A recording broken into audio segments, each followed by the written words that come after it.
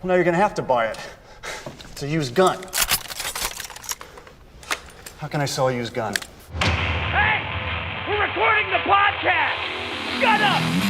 Good morning to you, wherever you are, because it is Morning Somewhere! for July 23rd, 2026. My name is Bernie Burns, sitting right over here. She never gets to do the intro. It's Ashley Burns. Say hi to Ashley, everybody. Ashley's back. It's good to be back. Yeah, Ash, it's good to have you back. So we are actually remote right now, but it's a travel day. So this is one of the few times that we are doing a pre-recorded episode, but it's only like 12 hours pre-recorded. So hopefully no major world events take place while I'm on the plane. Cross your fingers. If not, you know what, we'll be a little bit out of date, and I think that's going to be okay. So you're getting ready to go. You doing your checklist? Yeah, I have my permanent to-do list that I've got that lives in my phone, and basically it's like everything that I always pack in my travel backpack.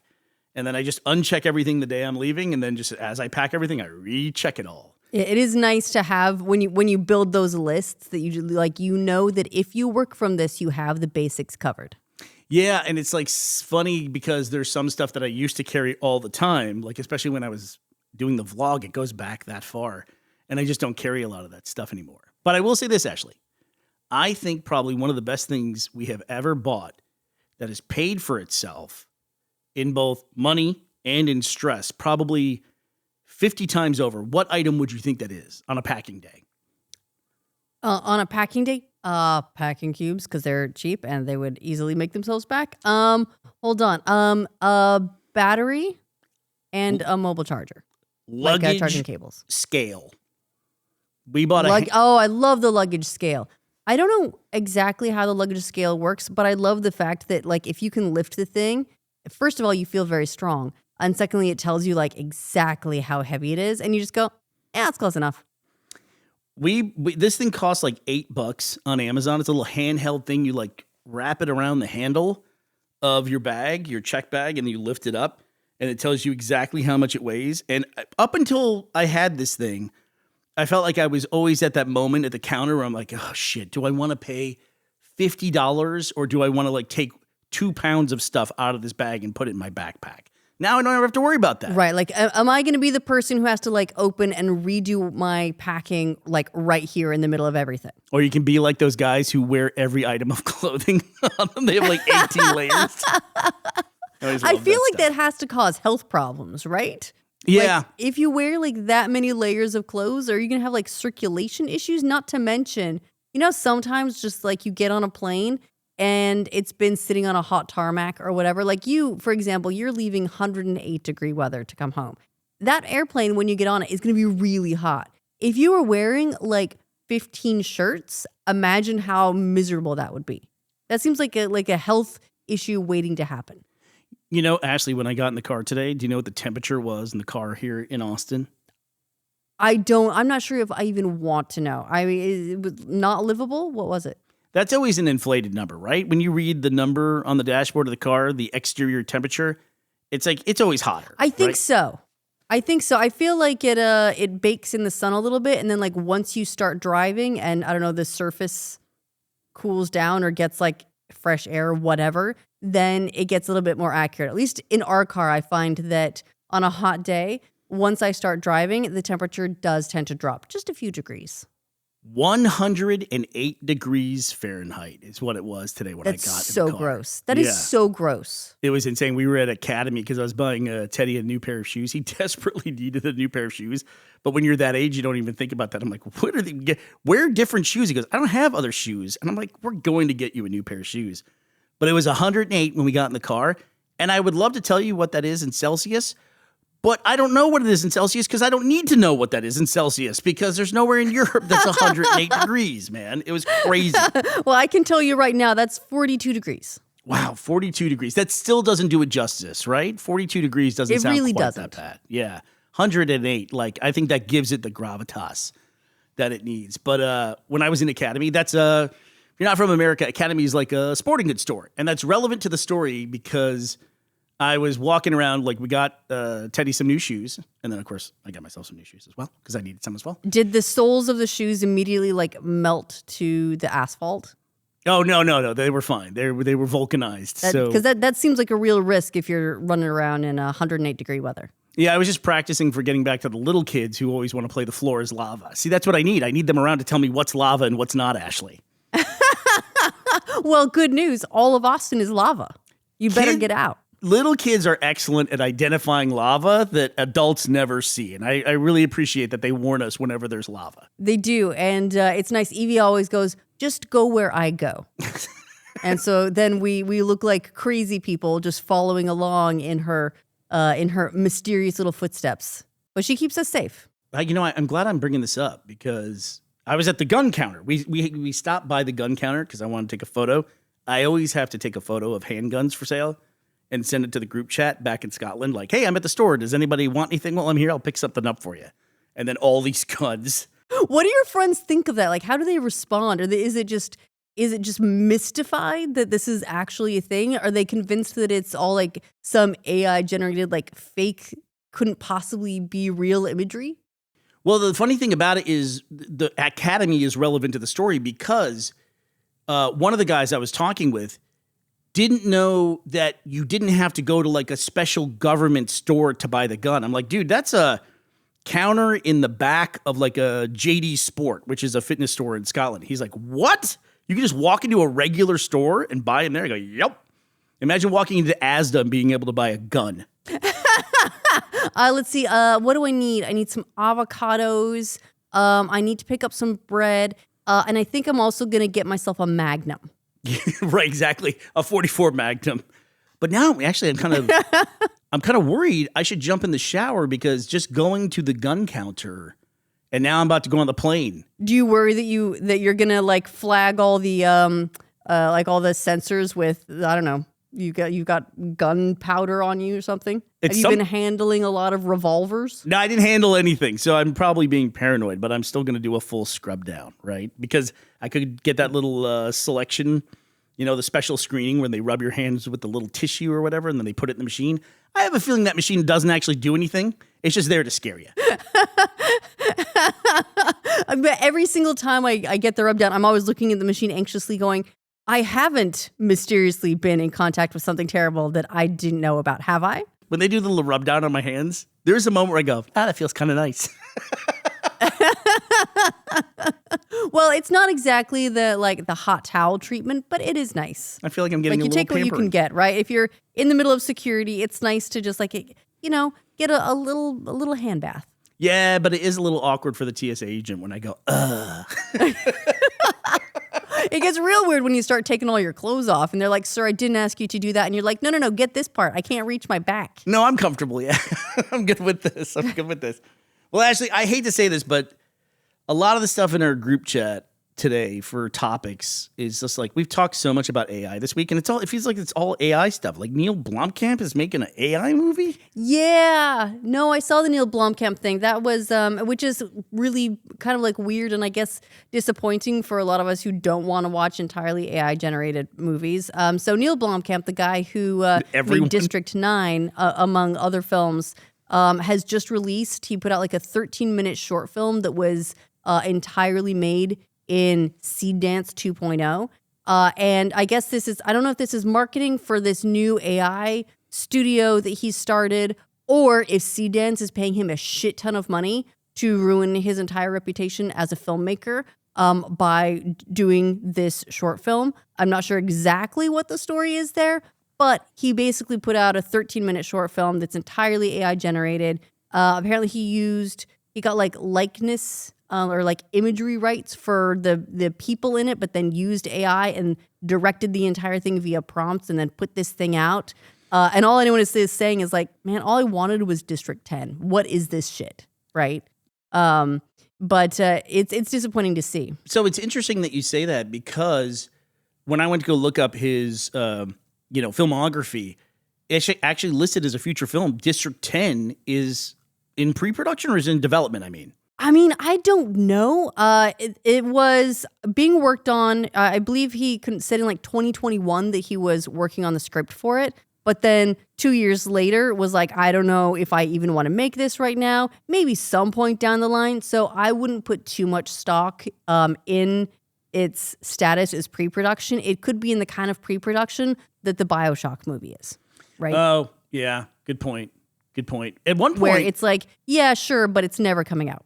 Yeah, at one point, Blompkamp was attached to the Halo movie back when it was under Peter Jackson. I remember that. Isn't that actually how kind of how District 9 happened? Is it ended up sort of using using a lot of the assets from what was going to be the Halo movie then in District 9 instead? Yes. Actually, District 9 is like a direct adaptation of a short film that went viral for him called Alive in Joburg. But you're right. There was elements in that movie, especially like weapons like the sniper rifle, that looked like they came straight out of Halo. But also, after District 9, he made a movie called Elysium, which was, guess what, all about a ring world. I remember that. Yeah, and all about like wealth inequality and stuff like that. So you think the ring world was like he still kind of had Halo on the mind? Yeah, he was like, listen, if you're not going to let me make Halo, I'll get my own ring world with Blackjack and Matt Damon. Well, Bernie, speaking of Matt Damon, I have a question. So while you were in Austin, did you get a chance to see Odyssey? I did not see Odyssey, no, because I felt like I should go see it in IMAX, but it was going to take over a month to get it. And there was a very nice listener you passed along an email we got who was telling me to drive down to San Antonio because apparently there's a new IMAX theater down there. I just didn't have the time to go down there, but I really appreciated someone reaching out to us and letting us know about that. So no, I did not see the Odyssey. Okay, well, the reason I ask is because I'm seeing a lot of discussion specifically about the IMAX format that has me incredibly confused. Specifically, people are posting side-by-side screenshots of the 35 millimeter version of the film, like the regular widescreen theatrical format, and then the IMAX version showing how much more you can see on the top and bottom of the screen with this IMAX. And I'm looking at it going, isn't that just like 4:3? Isn't that just the CRT TV, like VHS screen ratio? Isn't that what that is? I'm glad you brought that up because I prefer the 16:9 or the 235:1 aspect ratio. I like the cinema aspect ratio. And you're right. I feel the same way. When they keep showing these, like, look at how much more you can see in IMAX. I'm like, it's square. Right, you know, it's like an old TV. The top of his helmet gets cut off, and I'm like, that's a framing choice. Right. Because then what's going to happen, right, is that we're going to end up with, like, we've got to end up with some mishmash probably between the two when it actually comes to home video, right, where it's not as wide as the 35 millimeter, but it's not as tall as the 70 millimeter. What are we going to end up with? Are we just going to have like this tiny square in the center of the screen? You're going to be looking at everyone's nostrils for the whole film? You know, the black bars on the top and bottom are called letterbox, and the bars on the side are called pillar box.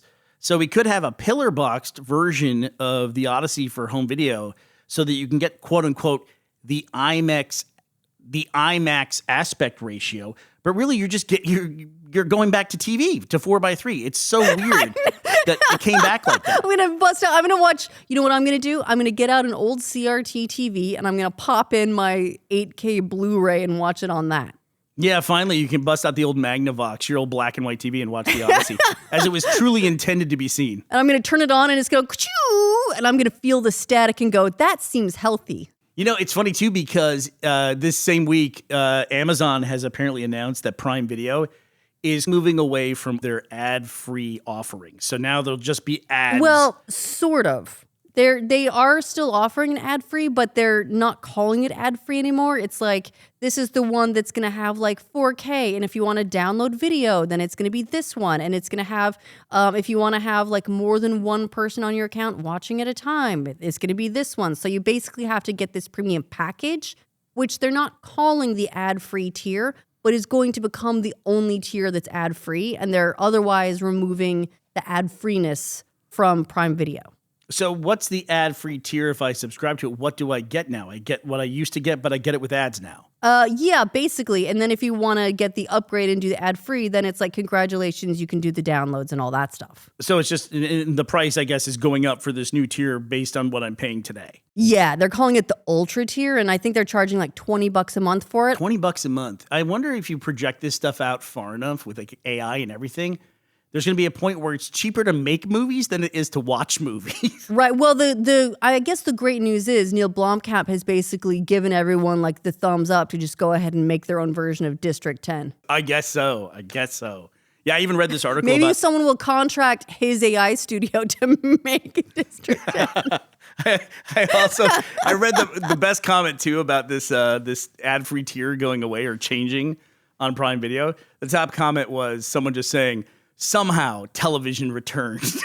I know. Well, between that and now you can get like the streaming bundles, like, oh, if you get this streaming service and this streaming service, we'll bundle them together and it's cheaper. I'm like, that sounds really familiar. I feel like we've been here before. And for an extra $3 a month, you can get it in IMAX aspect ratio 4:3. Really funny story though. I mean, there's a lot of AI stuff and I don't want to spend too much time on it, but there was also this story about like how AI companies are now scrambling to buy books that are older than a certain date because all the books after that are filled with AI slop and they can't train their AI models on the books that are being generated by their AI model. I saw that. Yeah, that either books after, I think it was like 2022 is like what they're looking at, as they're saying if you want to train your models, you need to buy books from before this 2022 window, because after that they either have AI content in them, a lot of them do. And then any, of course, AI trained on AI is no good. Or authors are now deliberately like inserting poison content, like where they can, to try to like poison the data set of AI because they don't want their books being basically fed into the AI machine. And so they're like, it's fine, don't worry, just don't do anything new. Well, this is something that I've noticed myself doing too, because like on Instagram, I'll see something and it's like very photorealistic. And I think, is that AI? Which I hate that question is now being asked all the time about everything. It's just a symptom of the times that we live in. But what I do is I look at the account and I just scroll to their original video, the first video that they posted. And I have noticed an incredible run of accounts that were started between like 4 and 6 weeks ago, but have hundreds of posts. And I think what's going to happen is that the start date or the creation date for social media accounts is going to become a thing that people start to filter, because they're like, I know this account if it was made, or I have at least a strong idea that an account made before this date is at least a real person making the content for this thing. Yeah, I mean, that's already sometimes a thing is, I find that happens a lot on something like Reddit, where someone will be like, this account was made 5 days ago, I'm not taking you seriously. So that happens to some degree, but it's probably going to get a lot more systemic. Just to make things easy, let's say don't trust any account that wasn't made before 2022. Listen, yeah, exactly. Before 2022, forget about it. Well, Ashley, I'm about to head to the airport to board this flight. It's overnight. And one of the reasons, thanks for sitting down and recording with me, because I got an email notification. There is no Wi-Fi on this flight, which I actually appreciate that they let me know before I got on a 9-hour flight. So hopefully nothing what I happens. recommend doing is upgrading your Prime Video plan, and that way you can actually download your videos to watch. Oh, that's a great idea, Ashley. That's a great idea. I can somehow use up more bandwidth by getting a worse aspect ratio on them. So will you go see Odyssey with me when I go back? I will. I guess we're going to have to go in some kind of major wait list to go see it in IMAX, but sure, I'd hate to miss the top of someone's helmet. And did you watch the Doomsday trailer? Because I'm sure people would like to hear your thoughts about Doomsday. No, I haven't. Oh, smart lady. I haven't seen it. I probably will not be able to avoid watching it forever, but this is one of those movies where, even though I know that Marvel's gone through, some ups and downs, a couple of rough patches, bit of a lull, I also know I'm going to go see Doomsday. So I will see the trailer at some point, but I'm not hurrying myself to watch it or agonize over the details, because I'm going to go see it. Well, I will say this. It's not quite as bad as the Spider-Man trailer that came out for Brand New Day. Definitely avoid that. I watched it. That was a mistake for me to watch it. I'm going to watch the movie anyway. And like Way too much. way too much, like a week and a half before the movie comes out. I get it. They got to market these things, especially, this month. Who knows? Some like independent horror movie from YouTube could be opening against Spider-Man and destroyed at the box office. So they got to market these things. But I regret watching it. So I would recommend not watching that one. All right, I will give that one a skip. All right, Ashley, who's going to be joining us in watching Odyssey at the theaters this week? All right, I want to say shout out to our fellow moviegoers, Lucas Bear, Michael Scott, and Tristan McEachran. Thank you all so much for sponsoring this episode of our show at patreon.com/morningsomewhere and roosterteeth.com. All right, well, that does it for us today, July 23rd, 2026. We will be back together to talk to you tomorrow. We hope you will be here as well. Bye, everybody.